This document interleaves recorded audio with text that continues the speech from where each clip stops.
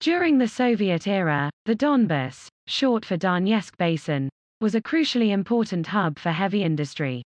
Tens of thousands of people worked in the more than 200 coal mines that operated across the region. The mines, once the beating heart of the region, where giant mountains of metal waste known as slag still dot the landscape, now represent a looming environmental catastrophe. Across the Donbas, neglected and abandoned mines are filling with toxic groundwater, environmentalists warn. The water, filled with heavy metals and other pollutants, threatens to contaminate the drinking water from rivers and wells in the area, as well as the surrounding soil, making the land unfit for farming. Meanwhile, dangerous methane gas from the mines is being pushed to the surface, threatening to cause earthquakes and explosions. Vasyl Chinkik, the head of Teresk's civil military administration, told NBC News that out of the 7 mines that once surrounded the city, only 2, the Centralna and the Terezhska mines, are still operational, the last vestiges of the area's once thriving industry. To prevent disaster, local authorities have had to continually pump water out of the mines.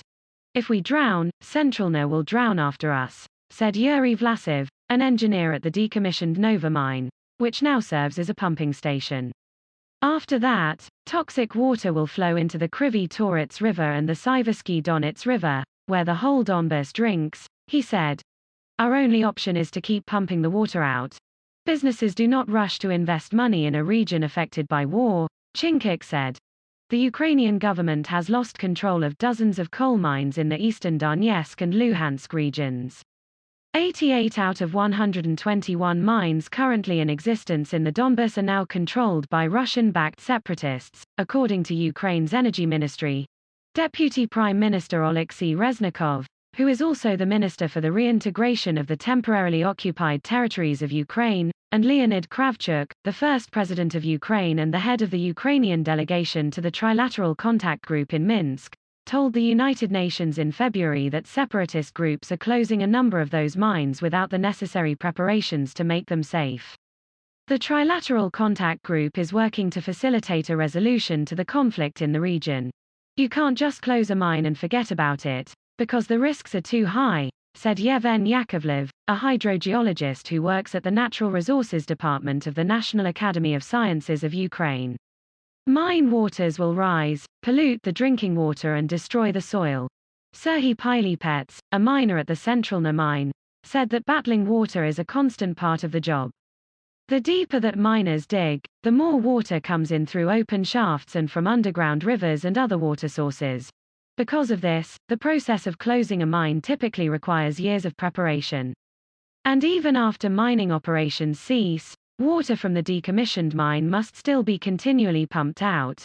In Donetsk, the press service for the area's separatist-led coal and energy ministry said that it had closed 20 mines since 2015, 18 of which it said had been destroyed during attacks by the Ukrainian army. There is no problem with the flooded mines. We have been working to pump water out of the mines and construct new pumping stations, the press service said. Nazar Voloshin, head of the Joint Forces operation of the Ukrainian army, said that the Ukrainian army has never attacked civil infrastructure in the Donbas. Fears of Taliban return as U.S. troops leave Afghanistan. Explosions outside girls' school in Afghanistan leave at least 50 dead. Deadly school bombing in Afghanistan. Chinese rocket debris expected to hit Earth this weekend. Boris Johnson credits Brexit and COVID policies for special election win. Colombia anti-government protest. Death toll rises as unrest continues. UK and France deploy naval ships over tense fishing dispute. Hospitals desperate for oxygen as India battles COVID crisis. American teens in Italian jail for murder of Italian police officer. Giuliani wanted multiple investigations into Joe Biden, says former Ukrainian presidential aide. Train crash leaves at least 24 dead in Mexico City. Iran spokes on nuclear talks. There is ample hope that we can revive the deal. U.S. bans travel to India as COVID cases spiral out of control. More than 360,000 new COVID cases reported in India. How hackers are targeting American cities using tools from the dark web. U.S. to restrict travel from India as COVID cases surge. Ukrainian experts dispute the assertion that the mines in separatist-controlled regions are being handled appropriately. They say separatists have stopped pumping water out of at least a dozen mines and have not allowed them access to the sites to monitor the situation.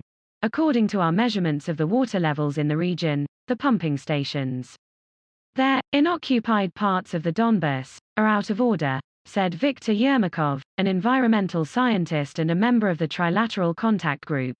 The governing body that rules over the territories must keep the pumping operations under control.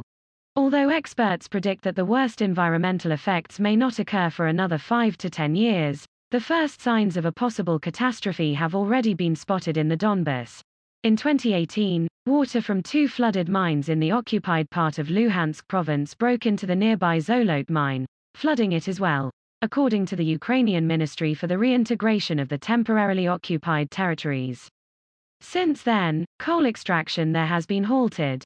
The following year, residents of Makiyivka, a coal mining city in the occupied part of Donetsk province, complained about a series of tremors shaking the area. Mikhailo Volonets, the head of Ukraine's independent trade union of miners, told Ukrainian media at the time that separatists had failed to properly close the mines in the area, which made the ground above the mining tunnels unstable.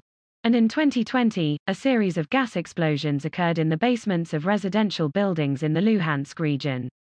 The explosions were caused by mine waters pushing methane gas to the surface, according to Pavlo Lysyansky, the government's human rights watchdog overseeing the occupied territories. Yermakov, the scientist, said one mine in the occupied area of Donetsk province is of particular concern, the Yunkum mine, which he named one of the most dangerous in the region. The mine was closed in 2002, but pumping stations continued to keep the mine free of water. Yermakov said this decision put the whole region in danger of radioactive contamination. The press service for the area's separatist-led Coal and Energy Ministry told NBC News that a new underground pumping station at Yunkum is under construction. But former President Kravchuk told the UN in February that the damage from Yunkum may already be done. The radiation may have already infiltrated the drinking waters of the region, he said. The Donbas is on the verge of environmental disaster, caused not only by war, but also by environmental pollution. In Terezk, the miners at the Centralna mine fill plastic bottles with filtered water, not only to drink during their shift, but also to take home. Local residents buy bottled water from the stores. Only the bravest dare to drink water from the tap, people joke. For most residents, however, the potential for environmental catastrophe is not the most pressing concern. Occupied by Russian-backed separatists in 2014, then retaken by the Ukrainian army, the city bears the scars of the long-simmering conflict. The local council building was destroyed in the fighting, and many other buildings were damaged. The reality of war is ever present. Ukrainian soldiers have set up a base on the site of one of the closed mines on the outskirts of the city. The Ukrainian government has big plans for the region. By 2030, it plans to close most of the remaining coal mines as part of a transition to green energy. Miners worry about what that will mean for their jobs and families, however. This city will die without the mine, said Dmytro Bondar, a miner who works at the Centralna mine. Environmentalists also worry that the government won't invest in infrastructure that can better control water levels within the mines and ensure that groundwater and rivers remain uncontaminated. In other countries, like Germany or England, the government constructed special hydraulic systems aimed to keep the mine waters at 250 to 350 meters, 820 to 1,150 feet, forever, Yakovlev said. Experts in the region remain on high alert. According to Mykola Kiva, technical director of the Terezk State Coal Managing Company, if the pumps at the Nova mine stop operating, water could begin to flood the Centralna mine in a matter of hours. It's a delicate balance, one that could easily be upset in this volatile region. For now, the Nova mine is coping with the waters and protecting the nearby Centralna mine from possible flooding, said Yuri Yevsikov, a former coal miner who now serves as deputy head of the Terezk Civil Military Administration. But this is nature, it can't be predicted.